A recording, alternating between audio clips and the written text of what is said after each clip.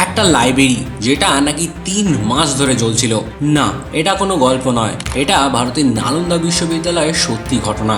আজ থেকে প্রায় 800 বছর আগে বিহারের নালন্দা ছিল বিশ্বের সবচেয়ে বড় বিশ্ববিদ্যালয়গুলির একটি।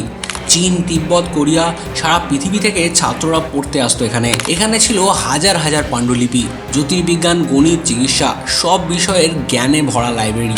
1193 সালের দিকে আক্রমণকারী সেনাপতি বখতিয়ার খলজি নালন্দা আক্রমণ করেন। বলা হয় তিনি পুরো বিশ্ববিদ্যালয় জ্বালিয়ে দেন। সবচেয়ে ভয়ঙ্কর ব্যাপারটা হলো নালন্দার বিশাল লাইব্রেরি এত বড় ছিল যে সেটা নাকি মাসের পর মাস ধরে পুড়েছিল। অগণিত বই, জ্ঞান, গবেষণা সব ছাই হয়ে যায়। কেউ বলেন ধর্মীয় বিদ্বেষ, কেউ বলেন যুদ্ধের ধ্বংস। নালন্দা শুধু একটা বিশ্ববিদ্যালয় ছিল না, এটা ছিল জ্ঞানের সাম্রাজ্য, যার আগুন আজও ইতিহাসের সবচেয়ে বড় ক্ষতির প্রতীক। এমন আরও ইতিহাসের অজানা সত্য জানতে চ্যানেলটিকে ফলো করুন।